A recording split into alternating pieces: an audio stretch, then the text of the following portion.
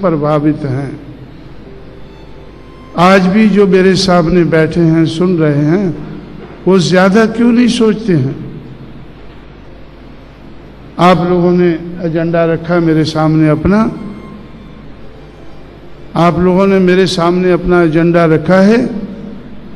उस एजेंडे से मुझे लगता है कि आप बहुत हद तक प्रभावित हैं हो शक्त नहीं लहर से, जो बहुत बड़े पैमाने पर महाराष्ट्र में चल रही है। उसके प्रभाव के कारण आप ऐसा एजेंडा बनाते हैं। जो मैंने एजेंडा बनाया हो शक्त का एजेंडा, तो मैंने जब लोगों को तैयार किया, जब मुझे लगा कि भाई ये चमचों के चमचे मुझे कामयाब नहीं होने देंगे, बड़े बड़े अधिकारी हो शक्त लहर कामयाब नहीं होने देंगे, तो मैंने साधारण लोगों को पकड़ा, समाज को पकड़ा, समाज को रजामंद किया कि भाई आप अगर इस लहर को बनाना है तो हमारे पास पैसा होना चाहिए, दिमाग होना चाहिए, हुनर होना चाहिए और पैसा होना चाहिए। तो इसलिए अगर आपकी चाहत है कि हो शक्त की लहर बनानी है, तो आप मेरे पास बेचने के लिए कुछ नहीं है, लेकिन आप मुझे मीटिंग में बनाते हैं, तो मीटिंग में बनाते हैं तो तालियां बजा के चले जाते हैं। सिर्फ तालियां बजाने से तो हो शक्त की लहर नहीं बन सकती। इसलिए आप मुझे किसी मीटिंग में बुलाते हैं तो मेरी मीटिंगें खरीदना शुरू करो। तो पहले मेरे वजन के हिसाब से उत्तर प्रदेश में 12-12 हज़ार में हर रोज़ मेरी एक मीटिंग कोई ना कोई जगह के लोग खरीदते थे। ऐसे 100 मीटिंगें मैंने 12-12 हज़ार में बेची, तो 12 लाख रुपया इकट्ठा हो गया। और फिर मैंने कहा कि यार आखिरी वक्त पर एक एक दिन में 3-3 मीटिंग मेरी बिकती थी। तो मैं बोला भाई 3 मीटिंग बिकती हैं तो आप मुझे 36,000 रुपया देते।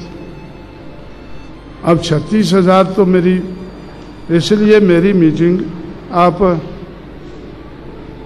52 साल मेरी उम्र हो गई है, वेट के हिसाब से नहीं, अभी मेरी उम्र के हिसाब से खरीदो। तो पहली मीटिंग मेरी जलगांव डिस्ट्रिक्ट में 52,000 में बिकी। मैंने बोला कि 52,000 रुपया, 52,000 लोग सामने होने चाहिए और 3,000 लोग बाइसिकल पर आए। तो इस तरह से एक सोच बनाकर उसको बढ़ाना शुरू किया। और मैंने उनसे कहा कि भाई एक तो इलेक्शन नज़दीक आ रहा है और तुम लोग धीमी गति से चल रहे हो, तो अगर 12-12 हज़ार में मेरी मीटिंग करोगे तो कई साल लग जाएंगे, इलेक्शन तो निकल जाएगा। तो 89 का इलेक्शन आया। 89 के इलेक्शन में हमारी और कांग्रेस की टक्कर थी, और कांग्रेस को हम, जो हमेशा जीता करती थी, हर इलेक्शन जीता करती थी, तो मैंने इलाहाबाद में खुद खड़ा होकर कांग्रेस को हराया। खुद तो नहीं जीता, लेकिन कांग्रेस पार्टी को हराया। उस वक्त तक कांग्रेस पार्टी का प्रोपेगेंडा था कि शेड्यूल कास्ट के लोगों को कांग्रेस पार्टी नहीं छोड़नी चाहिए, क्योंकि कांग्रेस ने शेड्यूल कास्ट के लिए बहुत कुछ किया है। हम कहते थे कि कांग्रेस ने नहीं, ये फुले शाहू अम्बेडकर ने किया है, तो इसलिए इनकी लहर को हम बढ़ाना चाहते हैं, अपना के चलना चाहते हैं। तो जब कांग्रेस पार्टी को 92,000 वोट इलाहाबाद में पड़े और मुझे 86,000 पड़े, वीपी सिंह को 2,01,000 पड़े, तो उस वक़्त कांग्रेस हार गई। तो उसके बाद कांग्रेस ने प्रोपेगेंडा बदला कि ये लोग अब कांग्रेस को हराने लायक तो बन गए हैं, लेकिन जीतेंगे कभी नहीं। ये अंबेडकर को मानने वाले हैं।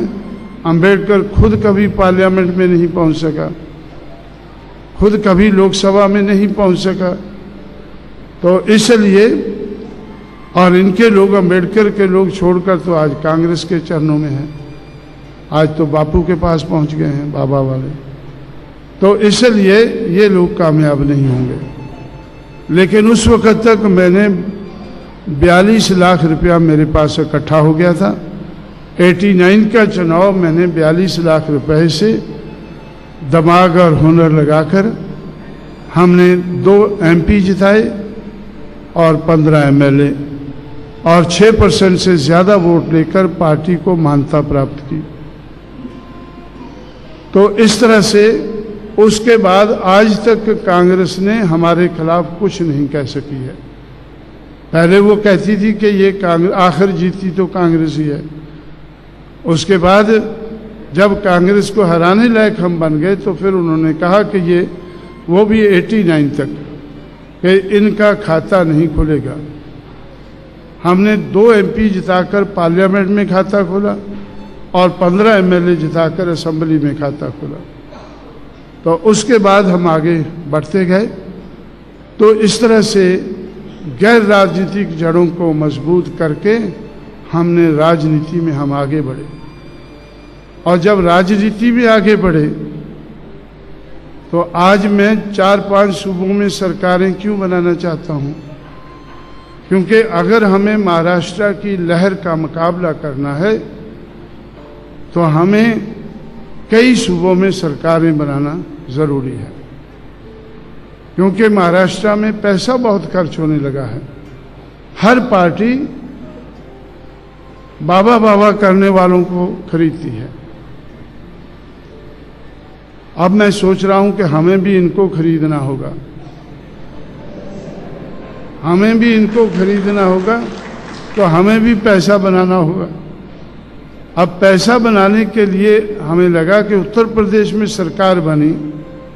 जब उत्तर प्रदेश में सरकार बनी मैंने बताया कि 5 यूनिवर्सिटी बनाई। हर यूनिवर्सिटी के लिए 200 एकड़ से ज़्यादा जगह एक्वायर की, तो पैसा लगा। 11,524 गांव अम्बेडकरी गांव बनाए। 9,500 करोड़ रुपया स्टेट गवर्नमेंट का और 9,500 करोड़ रुपया सेंट्रल गवर्नमेंट का। 19,000 करोड़ रुपया लगाकर हमने 11,524 गांव अम्बेडकरी गांव बनाए।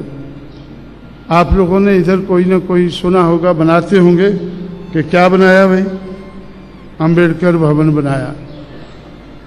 लेकिन जब उत्तर प्रदेश में हमारे हाथ में सरकार आ गई तो हम लोगों ने 11,524 अम्बेडकर भवन बनाए। 11,524, क्योंकि अम्बेडकरी गांव का जो प्रोविज़न है वो 11 पॉइंट प्रोग्राम है। उसमें एक पॉइंट भी है कम्युनिटी सेंटर का। तो कम्युनिटी सेंटर का नाम हमने अम्बेडकर भवन रखा। तो इसलिए एक एकड़ में एक अम्बेडकर भवन बनाया।